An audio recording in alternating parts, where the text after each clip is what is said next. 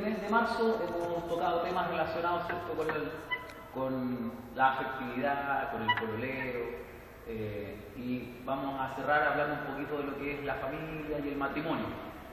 Por eso yo les decía que alguien puede decir, no, este tema como que no es para nosotros, pero sí es para nosotros. Vamos a ver por qué. Bien, hemos leído en Efesios capítulo 5, del verso 21 al 33, por si alguien ha llegado después.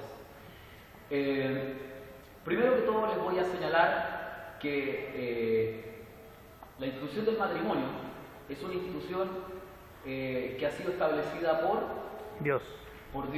Amén, ¿cierto? Es una institución que ha sido establecida por Dios. Eso está en Génesis 1:26. Ahí está la cita textual.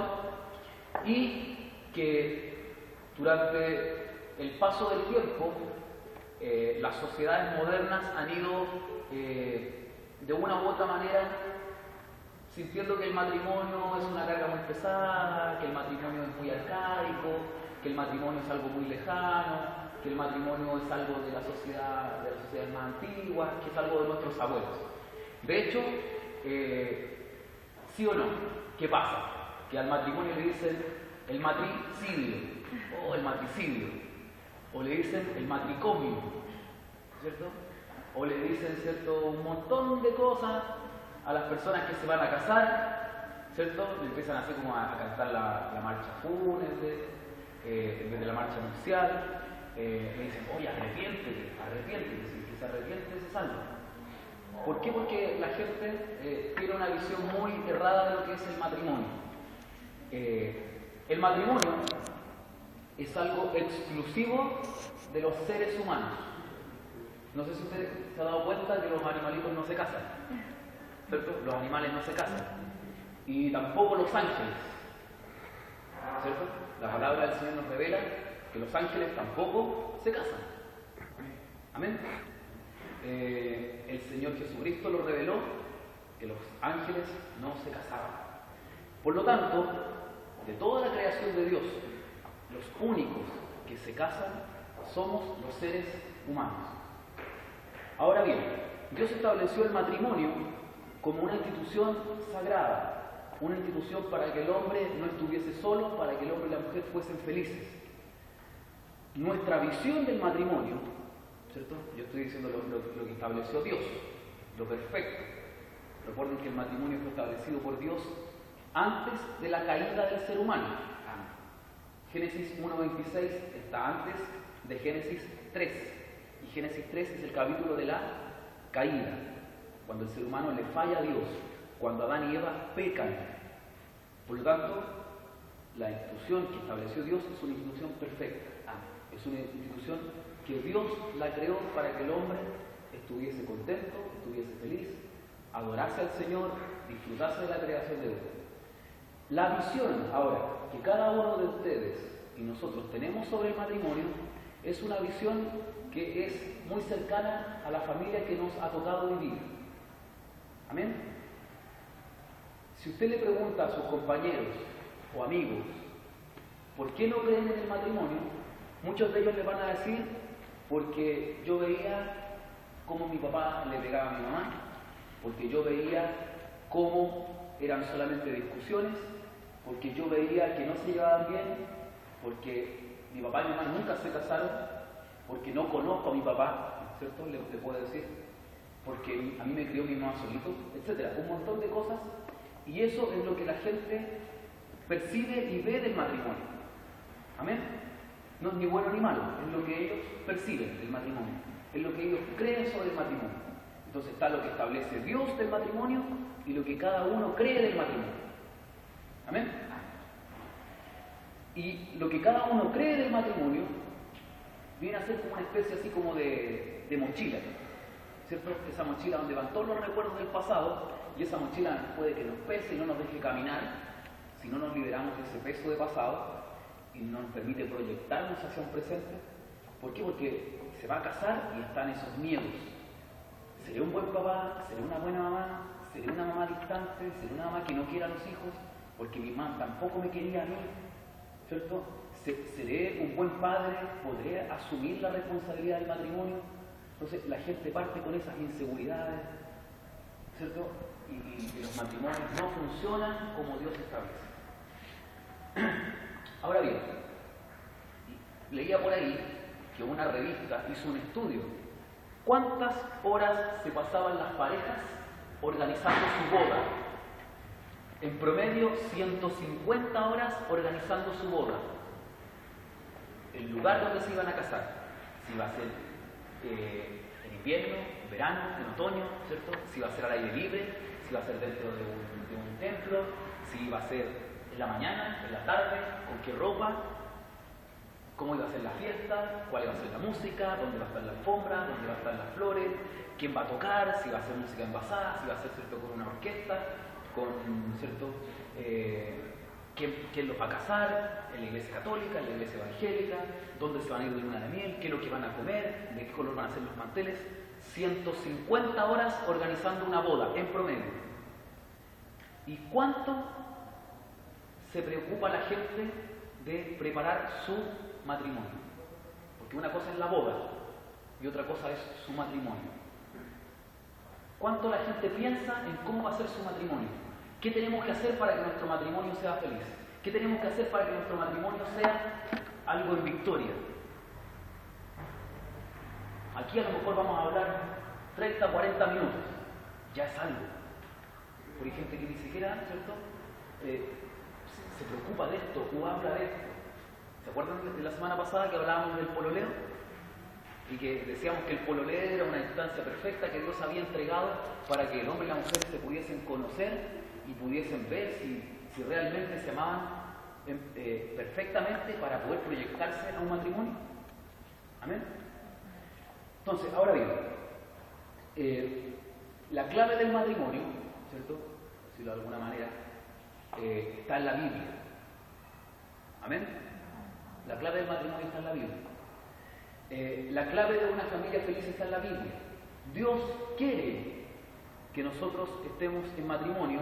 No, usted no va a decir, el hermano Alfredo nos está mandando a casarnos ahora jóvenes. No, lo que estoy haciendo yo es abrir la Escritura y, como siempre tratamos de hacerlo, ver, estudiar y darle a ustedes, ¿cierto?, la posibilidad de acercarse a la Biblia y ver qué es lo que dice la Biblia, qué es lo que dice Dios sobre los temas. Así como lo hicimos con la homosexualidad, así como lo hicimos con el pololeo, ver qué dice Dios. La gente, ¿cierto?, escucha lo que dice el jefe, lo que dice el amigo, lo que dice el hermano, lo que dijo la tía, lo que dijo la prima sobre el matrimonio, pero ¿qué dijo y qué dice Dios? Eso es lo más importante, creo yo, no sé usted. Amén. Lo más importante es lo que dice Dios. Entonces, la clave está acá, en la palabra del Señor. Y la clave pasa por una palabra que la gente así como que le tiene miedo, o temor, o cierto recelo. La palabra es sujeción. Ya, ¿cierto? Como que ya la sujeción. Y a lo mejor las hermanas van a decir, aquí el hermano Alfredo nos va a tirar unos palos porque va a decir que la mujer tiene que estar sujeta al hombre. Y los hombres van a decir, qué bien lo que van a hablar del hermano Alfredo porque va a decir que el hombre tiene que mandar a la mujer. No se trata de eso. Se trata de una jerarquía y un orden. ¿Amén? Amén. Y así como a la mujer se le pide en la palabra del Señor estar sujeta a su marido, al hombre se le pide entregar la vida por la mujer. Si a usted le dijera, ¿haces caso o te mato? ¿Qué preferiría? Hacer caso, ¿cierto? Para las mujeres. A nosotros nos dicen, ¿entregas la vida o entregas la vida? No tenemos opción, ¿ya? Y de hecho, somos los primeros que estamos en sujeción. Dios, el hombre, ¿cierto?, la mujer. Ahora, este es el punto de vista escritural. El punto de vista del mundo, yo sé que es muy diverso. Hay leyes que para nada protegen a la familia. Para poder casarse, los dos tienen que estar de acuerdo. En Estados Unidos, ¿cierto?, como en todas partes, para poder casarse, dos tienen que estar de acuerdo. Pero para poder divorciarse, basta que uno, por cualquier motivo, y por cualquier razón, y por cualquier circunstancia, diga, me quiero separar, me quiero divorciar, y ese matrimonio se acaba. ¿Cierto? Pero después vamos a ver las consecuencias de esto. Dice, someteos los unos a otros en el temor de Dios. Temor significa respeto, ¿cierto? El respeto a Dios. Las casadas estén sujetas a sus propios maridos como al Señor, porque el marido es la cabeza de la iglesia, así como Cristo es la cabeza, porque el marido es la cabeza de la mujer, así como Cristo es la cabeza de la iglesia, la cual es su cuerpo y él es su Salvador. Así que, como la iglesia está sujeta a Cristo, así también las casadas estén sujetas a sus propios maridos en todo. Lo que habla, ¿cierto?, aquí es de la sujeción de la mujer al hombre. No significa en ninguna manera, en ninguna forma, que el hombre tenga una posición tirana, de superioridad o de poder o de maltrato por sobre la mujer. No, para nada, no es así. No es así. ¿De acuerdo? Lo que sí implica es que en una familia tiene que haber al menos una cabeza visible, ¿cierto? No pueden mandar dos. Y si se toman decisiones, tienen que ser en común acuerdo, ¿ya? Así que como la iglesia está sujeta a Cristo, así también las casadas lo estén a los propios maridos en todo. Pero también le habla a los hombres. Maridos, amad a vuestras mujeres, así como Cristo amó a la iglesia. ¿Cómo amó Cristo a la iglesia? Hasta la muerte, hasta entregarse por la iglesia. Y se entregó a sí mismo por ellos. O sea, lo que le está pidiendo el Señor a los varones, lo que nos pide es que nosotros nos entreguemos al 100% toda nuestra vida por nuestras esposas, por su futura esposa. Para una mujer, pienso yo, no sería tan difícil estar en sujeción a un hombre que la ama en todo, que entrega su vida por él. A un hombre que la razón de su vida es su esposa. ¿Cierto? Toda su vida gira en torno a ella. Su trabajo, sus anhelos, sus deseos, sus sueños, su respeto, su cariño, su amor, solamente su esposa. ¿Cierto? Y dice que la palabra del Señor que Él nos amó primero y luego nosotros lo amamos a Él, refiriéndose a Cristo. Cristo nos amó primero y después nosotros amamos a Cristo. Por lo tanto, el marido debe amar a la esposa primero. Debe amar a la esposa, amar a su esposa, amar a su esposa. No puede decir, es que mi esposa, no hace las cosas de la casa, no la voy a amar. No, tiene que amarla. No, es que mi esposa no se sujeta a mí, no, tiene que amarla. Amarla. Cuando el marido actúa de esa manera, la mujer empieza a transformarse, a cambiar. ¿Cierto? ¿Cómo no estar sujeta a un hombre que la ama tanto? Si la mujer no está sujeta a su marido, Dios no escucha las oraciones en ese hogar. Amén. Dios no escucha las oraciones en ese hogar. No puede haber comunión, no puede estar el Espíritu del Señor, no puede estar el respaldo del Señor en esa familia si hay división. Por lo tanto, cada uno tiene que cumplir el rol que establece la palabra del Señor para que esa familia prospere y le vaya bien. Mire, veamos 1 Pedro 3, del 1 al 2.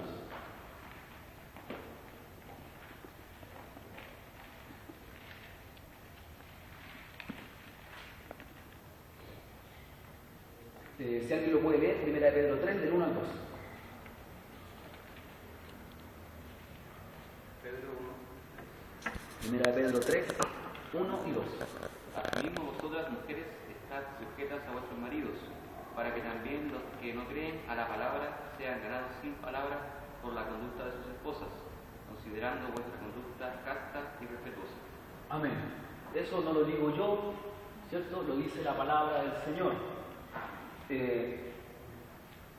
Ahora bien, ¿cierto? Alguien que pueda leer en Malaquías 2, 13 y 14. Malaquías es el último libro del Antiguo Testamento. Malaquías 2, 13 y 14.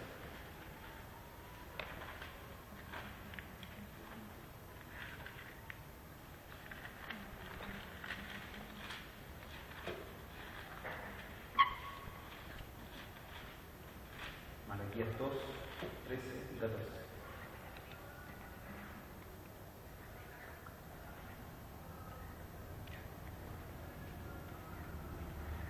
En el nombre del Señor. Amén.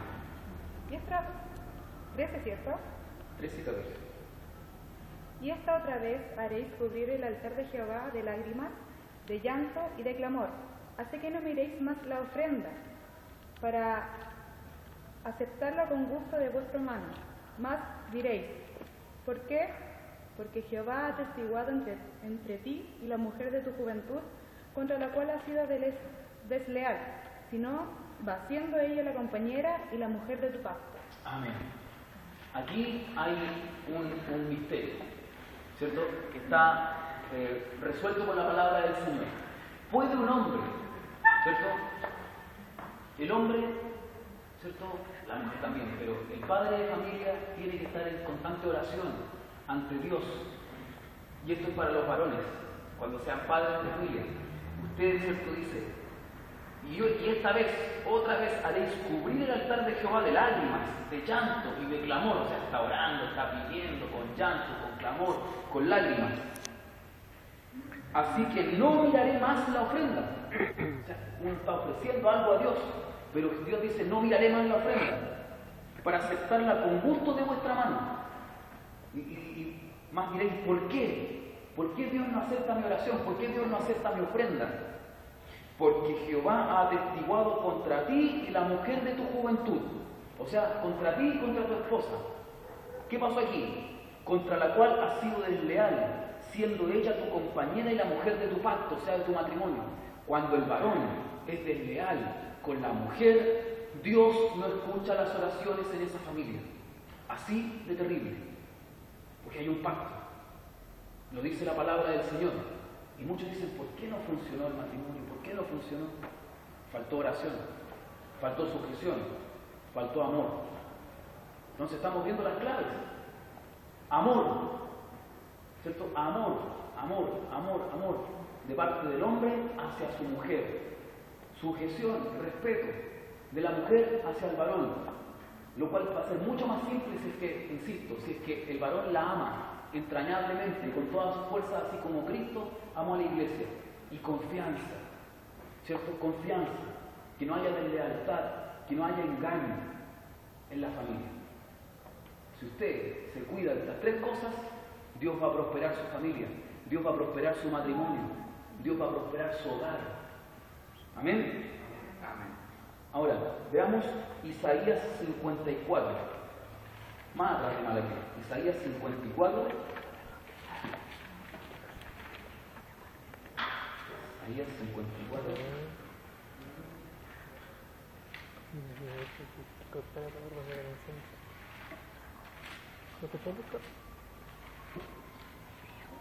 Versos 4 al 6. Si alguien lo ha encontrado, le puede dar lectura en el nombre del Señor. Ana Alexandra. Dios la bendiga. Amén. 4 y 6. 4 y 6. 4 y 6. No temas, pues no serás confundida y no te avergüences, porque no serás afrentada, sino que te olvidarás de la vergüenza de tu juventud y de la afrenta de tu viudez. No tendrás más memoria, porque tu marido es tu hacedor. Jehová de los ejércitos es su nombre, y tu Redentor en el Santo de Israel. Dios de toda la tierra será llamado. Amén. Porque como a mujer abandonada y triste de espíritu te llamó Jehová, y como a la esposa de la juventud que es repudiada dijo el Dios tuyo. ¿Qué pasa?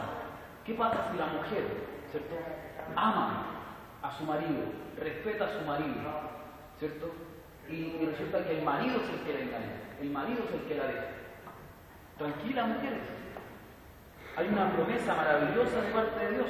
No temas, pues no serás confundida, y no te avergüences, porque no serás afrentada, sino que te olvidarás de la vergüenza de tu juventud y de la afrenta de tu viudez. No tendrás memoria, porque tu marido es tu hacedor. Jehová de los ejércitos es su nombre. Maravillosa promesa, ¿cierto?, para las mujeres que caen en afrenta, ¿cierto?, que caen en vergüenza, que caen, ¿cierto?, en una desilusión, en un fracaso, ¿cierto? Esa promesa está para las mujeres, ¿cierto? Veamos ahora 2 Corintios 8:9. 2 Corintios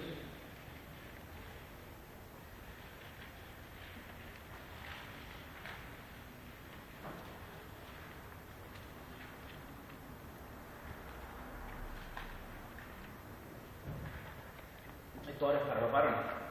Para los hombres, para las mujeres. Segunda de Corintios 8:9. Aquí volvemos a ver cómo son las características del amor de Cristo. ¿Algún hermano que quiera leer? ¿Lo encontraron, no? Segunda de Corintios 8:9. Amén. Porque ya conocéis la gracia de nuestro Señor Jesucristo, que por amor a vosotros se hizo pobre siendo rico, para que vosotros con su pobreza fueseis enriquecidos. Amén. Aparentemente no tiene nada que ver con lo que estamos hablando. Sí, tiene que ver. Tiene que ver con el amor de Cristo. ¿A quién? A la iglesia. Él era rico y se hizo pobre. De repente los maridos no quieren, ¿cierto? No, si yo trabajo, yo soy el sustento de este hogar. Es mi sueldo, es mío, ¿cierto? Hay maridos que le entregan 2.000 pesos a la mujer para que 3.000 pesos, ya, con eso ahí tienes para toda la semana. ¿Eso es amor? No es amor eso. ¿Qué importa quién administre la plata si finalmente son uno? Yo de verdad, ¿cierto? No tengo ningún problema, ¿cierto? De andar con las plata justas y que mi señora tenga el dinero o que ella lo administre. Si eso contribuye a la felicidad familiar, ¿qué es más importante, el dinero o la familia?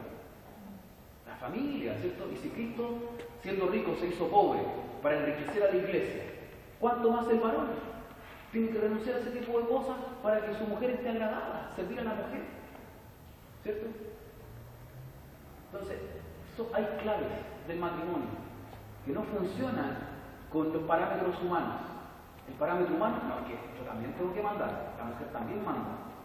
¿Y qué es lo que dice la palabra del Señor? No, la mujer tiene que estar en sujeción. El parámetro humano no, es que yo soy macho y puedo tener más de una mujer. Y la palabra del Señor dice que el varón tiene que amar a la mujer aún a costa de su vida, como Cristo amó a la iglesia. O sea, ese parámetro humano no funciona, ¿cierto? El parámetro humano es que la mujer, ¿cierto? No tiene que respetar al marido. La Biblia dice que sí. El parámetro humano es que el marido no tiene que prácticamente entregarle su dinero a la esposa. La Biblia dice que sí, ¿cierto?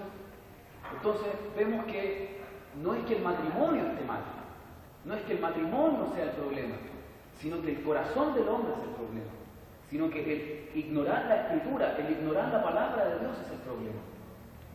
Porque estoy cierto y seguro que si nosotros aplicamos la palabra del Señor en nuestras vidas, podemos ver la bendición de Dios, podemos ver las maravillas de Dios, podemos disfrutar de esta institución que Dios estableció allá en el huerto del Edén. Podemos traer un pedacito de Edén a nuestro hogar. Podemos disfrutar de ese balance, de esa comunión, de ese equilibrio que Dios había puesto entre el hombre y la mujer, ¿cierto? Pero el problema no es el matrimonio, el problema es el corazón que cambió. Amén. Que el Señor nos bendiga. ¿Cuáles son los beneficios del matrimonio? ¿Cierto? Y aquí, quizás esto va a salir en YouTube y me tengo que respaldar un poquito. Estos beneficios del matrimonio, usted puede buscar beneficios, ¿cierto?, del matrimonio y aparece ahí un diario que se llama El Periodista Digital y reunió, ¿cierto?, con investigaciones científicas, prácticamente con estudios, con encuestas, ¿cierto?, aunque esto se hizo en Estados Unidos, pero es muy válido también para nosotros. ¿Cuáles son los beneficios de lo que se llama la familia intacta?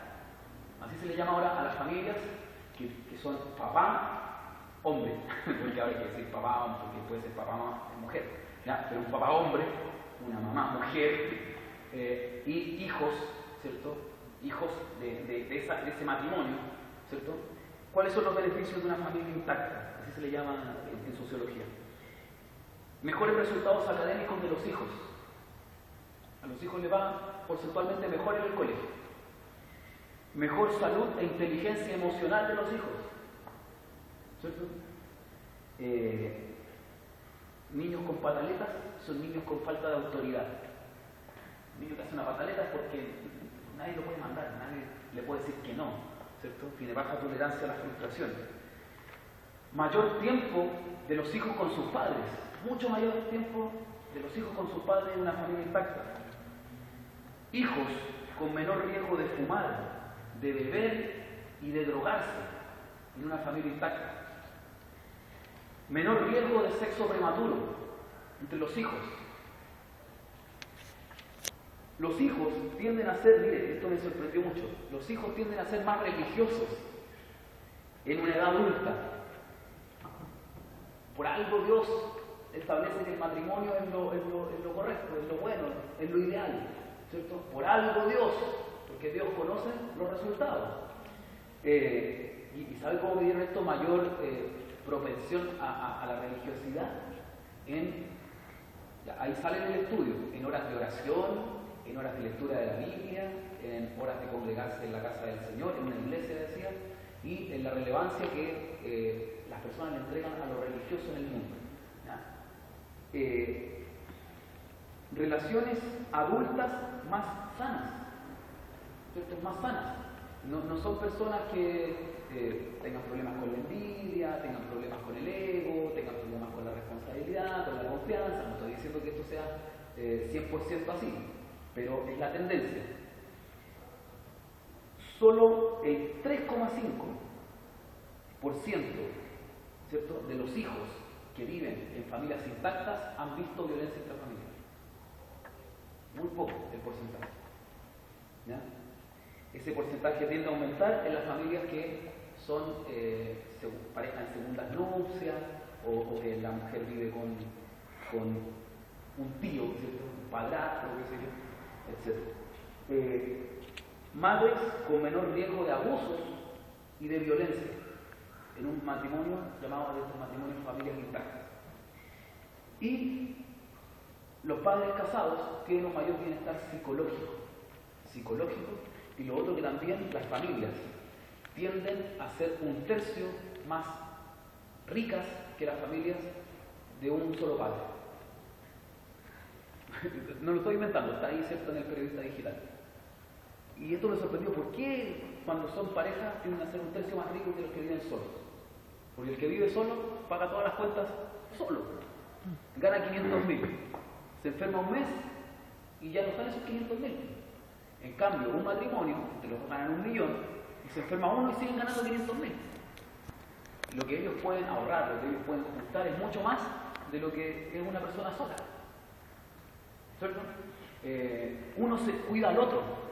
Pueden hacer distintas cosas a la vez.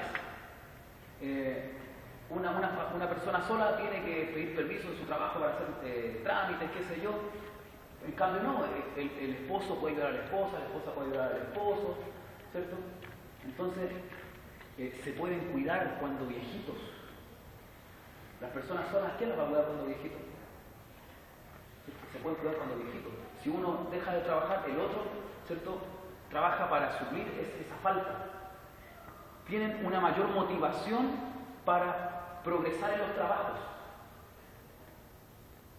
¿Cierto? Yo lo he visto un montón de veces en los trabajos. No estoy diciendo que esto sea una ley, pero las personas que yo he visto, por ejemplo, con profesores que no son casados, no tienen hijos, llegan tarde, son irresponsables, les da lo mismo, ¿cierto?, irse temprano, piden permiso, si se enferman no van. En cambio uno, como tiene una familia, yo siempre digo, yo tengo como 5 motores para poder trabajar. Mi esposa, la Josefa, la Emilia, la Sofía, la Manfred. Son 5 motores. ¿Ya? Y en alguna parte de la oficina tengo una fotografía de él. Y cuando me siento cansado, me siento sin ánimo, miro esa foto y me da fuerza. Eso es lo que pasa con el matrimonio, eso es lo que pasa con la familia. Eso es lo que les pasa a sus papás, ¿cierto? Tenemos un propósito en la vida. ¿Por qué ser mejores? ¿Por qué avanzar? ¿Por qué progresar? ¿Por qué tener proyectos? ¿Por qué tener sueños? ¿Por qué comportarnos mejor? ¿Cierto? Porque tenemos una familia, tenemos hijos. Entonces, cuando la familia se destruye, de verdad, cuando la familia se destruye, lamentablemente los que tienen los que salen mayormente perjudicados son los hijos. Querámoslo o no, son los hijos. ¿Ya? Hay rupturas matrimoniales que son prácticamente anunciadas, donde los hijos dicen, por fin, esto es un alivio, que se hayan separado. Pero la gran mayoría de las rupturas familiares, los hijos consideraban que el matrimonio podía seguir, que ellos prefieren eso a que sus papás estén divorciados. ¿Cierto? Y ahí, yo leí mucho para ver este tema, hay matrimonios que se han separado por una discusión. por una discusión. Y les preguntan a ellos, ¿cuántas veces habían discutido en ese mes que precedió la separación? Que separaron toda la vida. Habían peleado 2 veces en el mes. Pero una discusión y se separan. Y después le preguntan, ¿y por qué se separaron? No me acuerdo en qué estábamos ese día, parece que no sé, se le olvidó apagar el teléfono y me enojé, y discutimos y lo eché y después nunca más nos separamos. Imagínense. ¿Y qué pasa con los hijos? Se les cae el mundo. ¿Cierto? Se les cae el mundo. Empiezan con sueños en las noches, con temores, con angustia. ¿Cierto? En el colegio donde trabajo hay un niñito que le tiene pánico a que la mamá lo deje solo. No hay caso de que él entre a clases. La mamá tiene que quedarse ahí, ¿cierto? Sale a mirar qué está la mamá, porque él tiene miedo a perder a su mamá. ¿Por qué tiene miedo a perder a su mamá? Porque él perdió a su papá. Ellos se separaron y él no vio más a su papá. Y él tiene miedo que va a ir al colegio y de repente no va a estar su mamá. ¿Y qué hace él? Queda solito. Y un niñito así va en pre-kinder. Oiga, a mí se me parte el alma. ¿Y esta es obra de quién? ¿Quién quiere ver que el hombre esté así? El diablo. El diablo, hermano. El diablo. Por eso, la sujeción no es mala. El amor no es malo. La fidelidad no es mala. Lo que es malo es la promiscuidad. Lo que es malo es la homosexualidad. Lo que es malo es el divorcio. Lo que es malo, ¿cierto?, es que usted quiera, ¿cierto?, ser más que el otro. ¿Cierto? Lo malo es que no respete la palabra del Señor. El diablo no pudo destruir a la iglesia. ¿Cierto? Entonces ahora quiere destruir la sociedad. ¿Y cómo va a destruir la sociedad? Destruyendo la familia. ¿Cierto? Y cuando destruye la familia, ¿cierto?, empieza a afectar a los hijos. Y los hijos, lamentablemente, ¿cierto?, si no son rescatados por la palabra del Señor, ¿cierto?, por el Evangelio Santo, están muy expuestos a muchas cosas que el diablo quiere para ellos, ¿cierto? Y cada vez más son los divorcios. El año pasado o antepasado fue por primera vez el año que hubo más divorcios que matrimonios. Por poner ejemplo, se casaron 100 personas y se divorciaron 102 personas. Entonces, si sigue esta tendencia a disminuir la cantidad de matrimonios y aumentar la cantidad de divorcios, va a llegar un momento en que la gente prácticamente no va a vivir casada. O sea, la sociedad le va a volver totalmente la espalda a Dios y le va a decir, no, Dios estableció el matrimonio, entonces yo no me caso. Están rotos los fundamentos. ¿Ya? Y la iglesia del Señor, usted va a decir, es que somos muy conservadores. No es que seamos conservadores o liberales, somos lo que Dios establece, lo que Dios nos manda. Si usted estudia la palabra del Señor va a tener el mismo punto de vista. Lea, averigüe, investigue, vea, ¿cierto?, consulte y verá que este es el punto de vista que establece Dios para el mundo, para la familia, para los hijos. Amén. ¿Hay problemas en su hogar? ¿Hay problemas en su casa? Tal vez sí. Ore por su papá, ore por su mamá, ¿cierto? No dé problemas. De repente los papás llegamos muy cansados, llegamos muy agotados, llegamos con la mecha muy corta, con muy poca paciencia, ¿cierto? Usted evite, ¿ya? Yo sé que los papás debiésemos tener más paciencia, más amor, más cariño, ¿cierto? Debiésemos sentarnos a conversar con nuestros hijos, a comunicarnos, ¿cierto? Pero también ustedes, en cierta manera, pongan de su parte como hijos, ¿ya? Pongan de su parte, respeten a sus padres, amen a sus padres, quieran a sus padres, sean garantes de la armonía familiar. No les lleven problemas a sus papás, ¿cierto? Pidan permiso, acaten las órdenes, ¿cierto? Estudien, esfuércense, ¿cierto? A nosotros prácticamente tuvimos que ganar todo a pulso. Yo vine a conocer los yogurts ya siendo grandecitos. Mi papá, mi mamá arrendaban, allá en Pudahuel arrendamos en varias partes, antes de que saliera una casa. Entonces, creo yo no reniego de eso. Todo lo contrario, digo que eso me hizo más esforzado. Pero muchos de ustedes nacieron en una casa, bajo un techo, con todas las necesidades cubiertas, con TV cable, con internet, con teléfono, con calefón, hermano. Si antes uno bañarse con calefón era así como, el que tiene calefón es el millonario del pasaje. ¿Sí o no? Antes era así, ¿sí o no? Amén. Ahora es lo más habitual, lo más normal del mundo. Entonces, chiquillos, de verdad, nuestros padres se han esforzado bastante por darnos, ¿cierto?, comodidades, pero también nosotros no reneguemos de eso, ¿cierto? Sigamos adelante para que nuestras familias prosperen. Y cuando le llegue el tiempo a usted de casarse, de hacer una familia, de formar una familia, vaya, busque la palabra del Señor y vea cuáles son las claves y aplíquelas. Y aplíquelas y verá que su matrimonio va a ser muy feliz. Y no solamente eso, usted va a poder construir una familia como Dios quiere, como dice por ahí, como Dios manda, ¿cierto? Y que sus hijos lo van a agradecer. Amén. Y no solamente sus hijos, sino que sus nietos, sus bisnietos. Para el Señor honra, gloria desde ahora y para siempre. Amén.